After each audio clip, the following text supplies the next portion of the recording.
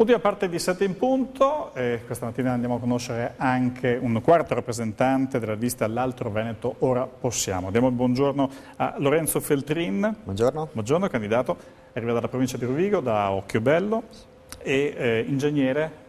Con che specialità, che interessi particolari? Io sono ingegnere per l'ambiente e il territorio e in particolare, dopo essermi occupato per un po' di idraulica in un'azienda privata e poi di protezione civile, attualmente mi occupo di gestione dell'energia in un comune, quindi di politiche per il risparmio energetico sia in ambito interno alla struttura comunale sia rivolta chiaramente alla cittadinanza. Ecco, come ambito di ente locale però c'è anche un'esperienza politica che dura diversi anni. Sì, io ho iniziato abbastanza presto a fare attività politica nell'ambito sia...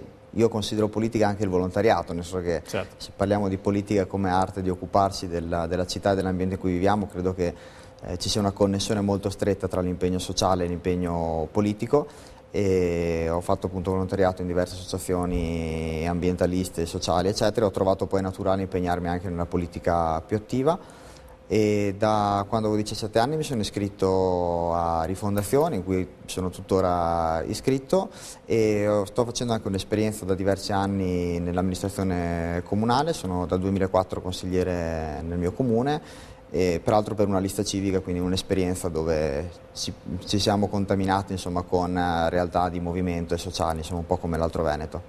L'Altro Veneto che ha un spiccato interesse per il mondo del lavoro, applicato come? Io credo che la crisi che stiamo affrontando e che purtroppo non è ancora passata nonostante le dichiarazioni ottimistiche di alcuni, in Veneto in Italia in generale, ma in Veneto in particolare debba porci alcune domande. Se noi pensiamo di uscire dalla crisi riproponendo le stesse azioni che ci hanno portato alla crisi, è evidente che non possiamo pensare che i risultati siano positivi. Credo che questo ci debba porre delle domande su quello che era considerato il modello del Nord-Est, che purtroppo alla prima ondata di crisi internazionale è crollato, essendo soprattutto un modello di subfornitura manifatturiera. Penso che noi dobbiamo oggi ripensare uno sviluppo che riporti innanzitutto occupazione, perché in Veneto negli ultimi anni sono stati persi centinaia di migliaia di posti di lavoro e questo è un dramma a cui la Regione ha il dovere di guardare, ha il dovere di rispondere, ma va fatto innanzitutto con politiche trasparenti, aperte, eccetera, quindi non con politiche clientelari, tanto per intenderci, ma va fatto soprattutto con politiche che guardino alla tutela del territorio come risorsa e non alla distruzione del territorio attraverso lo sfruttamento. Qui è stata carente la Regione come valutazione? Sì, credo che la Regione Veneto per molti anni abbia vissuto sugli allori di uno sviluppo economico che era appunto frutto di questo modello di piccole imprese e spesso di basso costo del lavoro, e non si è occupata di programmare e di pianificare lo sviluppo. Questo in tutti gli ambiti, in ambito ambientale, in ambito economico, in ambito lavorativo, in ambito sociale. E oggi è evidente che i risultati che sono all'ordine del giorno, che molti cittadini veneti vivono sulla pelle, dimostrano il fallimento di questa mancanza di visione e mancanza di politiche. Credo che la Regione debba oggettivamente, con una logica partecipata, diffusa, sentendo e ascoltando i territori, pensare e portare avanti delle azioni concrete per un nuovo sviluppo per questo territorio.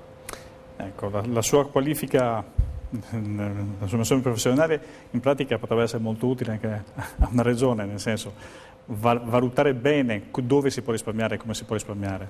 Sì, guarda, la politica energetica in questo può essere un esempio abbastanza lampante di come le risorse in realtà ci siano, ma oggi le stiamo utilizzando, appunto parlando di energia, soprattutto per pagare energia che viene da fuori o per pagare dell'energia che è prodotta in grandi impianti o comunque legata a grandi lobby petrolifere. Invertire questo modello, quindi usare le risorse che i cittadini stanno già spendendo per per risparmiare energia da un lato e per produrre economia a livello locale, si può fare.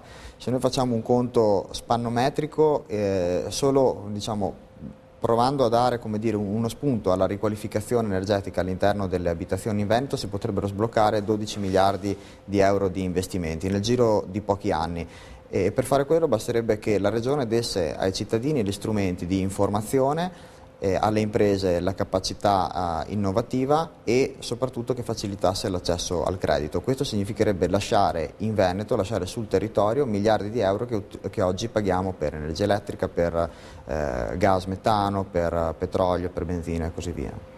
2 minuti invece dedicati al sociale. È una situazione com'è in Veneto? Quanto delicata è? È molto delicata. Io parlo della mia realtà, perché è quella che conosco meglio. La provincia di Rovigo è oggi la provincia più anziana di tutto il Polesine, di tutto il Veneto. La popolazione da noi ultra 65enne supera abbondantemente il 20%. Questo purtroppo non ha significato un aumento di risorse destinate alla non autosufficienza, destinate al sostegno alle famiglie con anziani a carico o con disabilità. Proprio ieri in Consiglio Comunale abbiamo approvato il bilancio consuntivo e se guardiamo i trasferimenti dalla Regione per questi temi, quindi non autosufficienza, pari opportunità, sostegno alle famiglie a basso reddito, tutte le voci avevano il segno meno, cioè la Regione in questi anni ha tagliato drasticamente sul sociale. Io capisco che aiutare una famiglia in difficoltà o dare assistenza a un anziano non porti voti perché è poco visibile, è molto più visibile fare altre iniziative, però io penso che una società civile non possa permettersi di abbandonare persone che sono in difficoltà. Tra l'altro questo significherebbe anche creare posti di lavoro sul territorio. Risposta flash, viene spesso citato il Veneto come regione virtuosa, fino in fondo appunto sul sociale con cose dell'avanguardia. Però davvero o c'è molto da lavorare?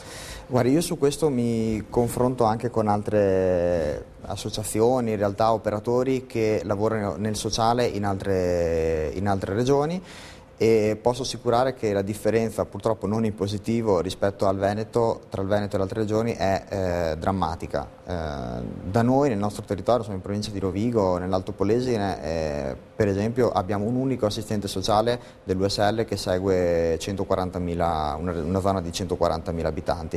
È evidente che questo significa lasciare soli i comuni, che non hanno ormai più le risorse per far fronte, e soprattutto le famiglie, che ormai sono sempre più abbandonate a se stesse. Per cui direi che sul sociale gli esempi di virtuosità da parte della Regione, se ci sono, io non li ho visti. Insomma. Questa dunque l'opinione di Lorenzo Feltrin, candidato all'Altro Veneto. Abbiamo ascoltato lui, abbiamo sentito Teresa Lappis, Andrina Visconti e Spartaco Vitiello. Grazie e buona giornata. Grazie a lei. E buona giornata anche a voi. 7 in punto torna come di consueto domattina. Grazie e buona giornata.